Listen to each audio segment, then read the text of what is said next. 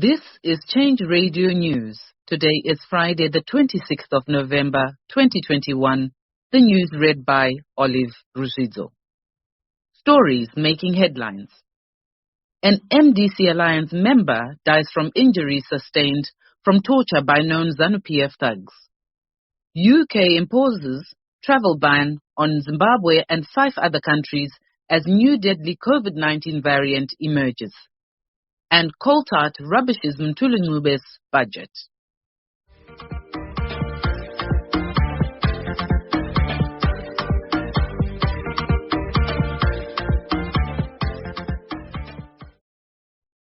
And now for the stories in detail.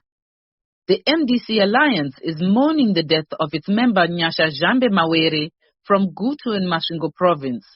He died from injuries sustained during his abducted and tortured by known Zanupf thugs.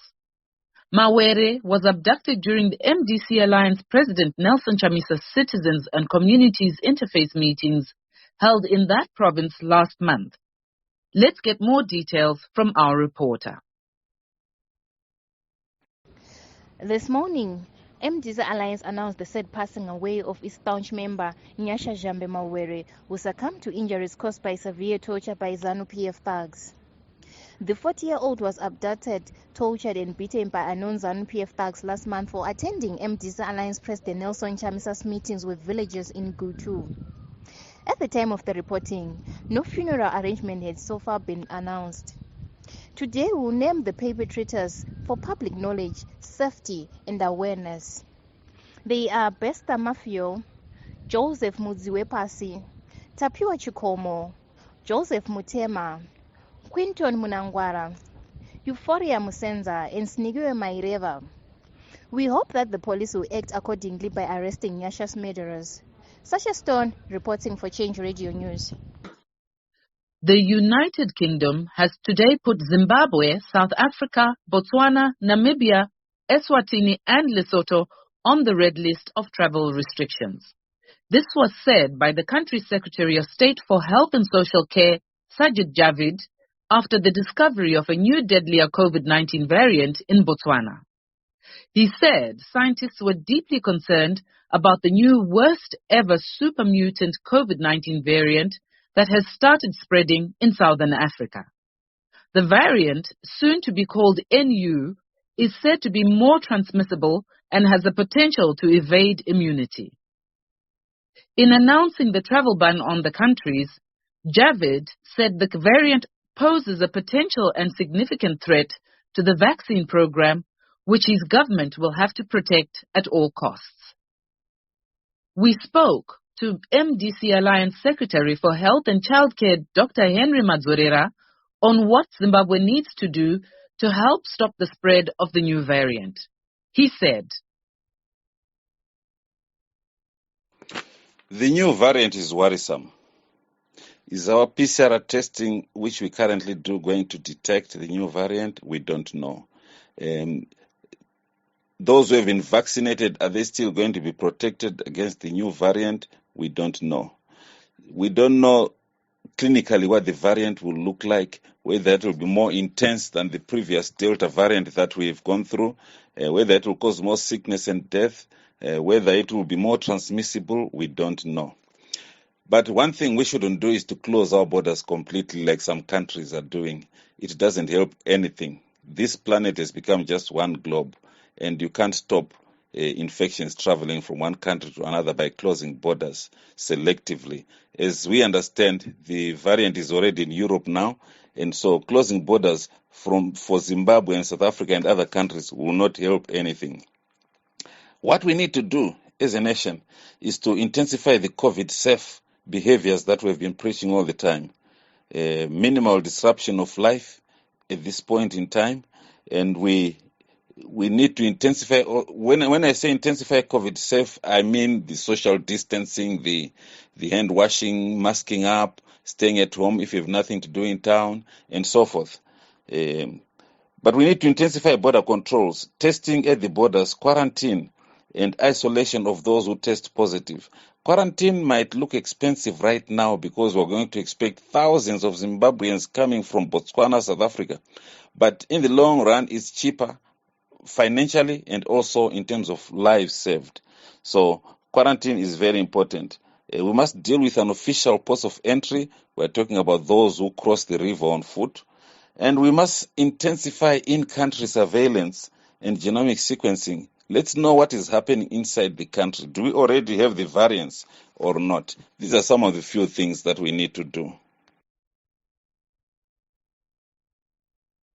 The MDC Alliance has rubbished Finance Minister Mthuli Ncube's 2022 budget, saying it has failed to address the exchange rate distortions and structural changes around the free-falling local currency. Government yesterday presented a $927.3 billion budget with a gross domestic product growth projection of 5.5% for 2022. However, MDC Alliance Treasurer General David Coltart said, unfortunately, the budget doesn't address the fundamental problems facing the Zimbabwean economy, namely hyperinflation, the failure of the auction system, and the collapse of the Zimbabwe dollar. Related to this is the complete lack of trust in the central bank, the Reserve Bank of Zimbabwe, which undermines business confidence. Until these issues are addressed, this budget will simply not deal with the problems that Zimbabwe faces at present. Thousands of Zimbabweans living in South Africa who do not have documentation that is about to expire have criticized the non-renewal of Zimbabwean special permits by the South African government. It is estimated that South Africa is now home to nearly 3 million Zimbabweans who fled the country seeking better economic prospects and political asylum. Change Radio interviewed a few people in South Africa on what they feel about the termination of the special permits, and this is what they said. This decision has negatively affected us. No, angeke sibuyele sibile ekhaya ngoba kule poverty ngale sebesizaqalisela ngaphi. Here we were working, assisting our families. If we go back to Zimbabwe, it will force us to steal so that we earn a living. I hope the government changes its decision. Sure ngoba kuyabheda. Kebe ungabukeki kahle sibili. This issue of South Africa cancelling the Zimbabwe special dispensation permits is going to affect a lot of people negatively. When you look at it, most of these people, they are here on economic grounds. I would say they are more of economic refugees than political refugees. But however the case, they were now benefiting economically, and this had ripple effect at home. People at home, they are jobless, the economy is down, so they were relying basically on what was coming from South Africa. So now, if these people are denied an opportunity to get the permits, they're going to be jobless, and obviously it's going to have both moral and economic effect at home. Because moral in the sense that if the people become jobless, they were used to be earning something, now they are jobless, there's a big tendency that they can indulge in anything because they now have nothing to do as a source of income. So both economically and morally, I don't think this is a good idea. A ripple effect in the sense that these people have got families that were depending on them, and as Africans, we have this system of extended families. So the impact is going to be very huge. I'm afraid, I'm very much worried on the moral and economic impact of it, especially looking at crime. It might force some people to engage in criminal activities because they are desperate and then they don't have any way to rely on as a source of income. So I think the government should reconsider, not only South Africa, but all the SADC countries should help Zimbabwe by absorbing some of these political and economic refugees. That's my Amalgamated Rural Teachers Union Secretary for Gender and Social Care, More Blessing Nyambara, has spoken on the ongoing 16 days of activism against gender-based violence, saying women must be allowed their right to freedom of expression in homes and workplaces without fear of discrimination or violence. Speaking on our Facebook page, Nyambara said, As Amalgamated Rural Teachers Union of Zimbabwe, We joined the rest of the world in commemorating 16 days of activism against gender-based violence under the theme, Creating Safe Spaces for Women. Whilst the UN theme is Orange the World, End the Violence Against Women Now. We have noted that in workplaces, women are disrespected. As women within labor movement, we condemn any effort made to restrict women from claiming their labor rights, any threat to a woman trying to exercise her right to freedom of association and assembly in a form of gender-based violence. This is happening in our workplaces, in homes, in our communities, even in our political careers.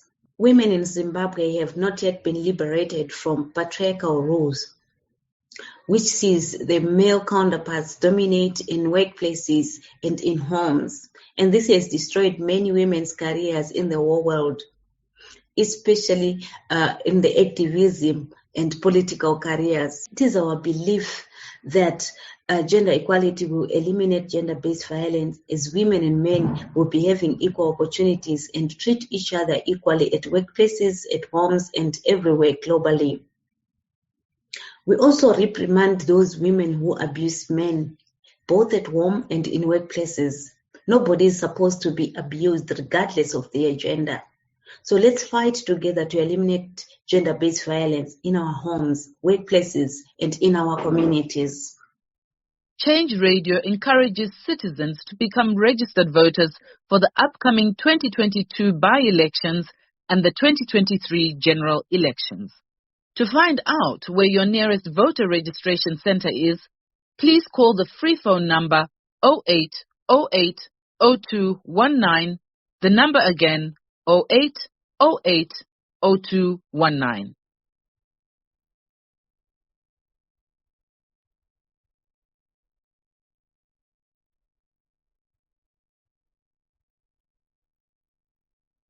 Journalist Hopewell Chingono has bemoaned the double standards shown by Zimbabwe's judiciary system in withholding his passport, which would allow him to travel to South Africa for an Editor Forum summit in August. The same judiciary system has allowed former Cabinet Minister Priska Mfumira to travel to the United Kingdom to visit her brother.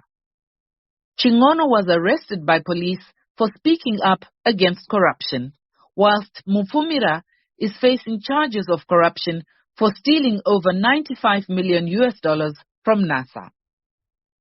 Norton Member of Parliament Themba Mliswa has concurred with United Kingdom's calls for Zimbabwe to reform in order for it to be readmitted into the Commonwealth. Mliswa slammed Zanu-PF Member of Parliament Pupuraito Garepi, who was claiming that UK attacked Zimbabwe, saying the British government is right by telling Mnangagwa's regime to end political persecution, as he was also a victim. A disgruntled 77-year-old man identified as Josiah Garamkanwa reportedly set Chegutu's land ministry offices on fire after accusing the government officials of being corrupt. It is reported that Garamkanwa had visited the offices inquiring on the position of his application for a piece of land, and on his way out, he poured petrol on the corridor before setting the building on fire. He was quickly apprehended by police and has been charged for malicious damage to property. About 47,000 people affected by COVID-19 in the urban areas of Masvingo and Mandlikaland provinces are going to benefit from $1.5 million humanitarian support from the United States Agency for International Development, USAID, funded through CARE International. Under the project, CARE Zimbabwe will fund health care, water, sanitation, and hygiene services, as well as provide monthly cash transfers to the targeted beneficiaries for the next 3 months in efforts to rebuild their lives after the pandemic's effects. A group of armed robbers dressed as policemen stole $335,000 from a Fawcett Security cash and transit van heading to Harare. This robbery took place yesterday along the Gweru-Kwekwe Highway, when the daring thieves mounted a fake roadblock near Conmara and threatened the security guards with pistols and an AK-47 rifle. No arrests have been made so far. A security officer at the Robert Gabriel Mugabe International Airport, Rosalind Dunga, aged 31, and her accomplice, Pastor Edmore Chipiso, appeared in court facing money laundering charges. This came about after it was discovered that they spent $2.2 million within 4 months on luxury properties without accounting for the source of their funds. The duo was granted $20,000 bail each when they appeared before the Harare magistrate Stanford Bambanje and was remanded to 3 December 2021. A Zanu-PF councillor for Ward 17 in Munezi, Simon Chabata, reportedly forced 400 villagers to pay 30 rand each for transporting their agricultural input allocations despite clarifications by government that Grain Marketing Board had already paid transport allowance. MDCT MP Yvonne Msarurwa was yesterday arrested for allegedly assaulting the party's vice president Thokozani Kupe's aide Kudzanai Mashumba at a press conference last month. It is reported that Msarurwa, who is also an ex-convict, attacked Mashumba during a live press conference, saying that he wanted to expose party leader Monzora's misuse of party funds. National spokesperson Assistant Commissioner Paul Nyati confirmed the incident, saying Msarurwa's accomplices are on the run. Meanwhile, last weekend, the police banned the MDCT from holding a meeting in Epworth, saying they will not sanction such a meeting due to the current COVID-19 lockdown restrictions. Analysts have said these developments are a sign that Zanu-PF is tired of its MDCT project, which is failing to gain popularity in Zimbabwe. And now for our COVID-19 updates. Last night, the Health Ministry stated that Zimbabwe had recorded 27 new cases of COVID-19. Sadly, one person died from the virus-related complications. Change Radio continues to urge citizens to wear masks, to sanitize, to practice social distancing, and to get vaccinated. And finally, in sports news, yesterday, the Zimbabwe women's cricket team, the Chevrons, beat the United States women by 1 run in their World Cup qualifiers played at Takashinga Cricket Club in Harare.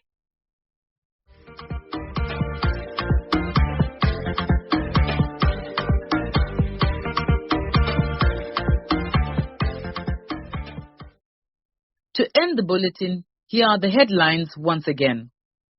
An MDC Alliance member dies from injuries sustained from torture by known Zanu-PF thugs.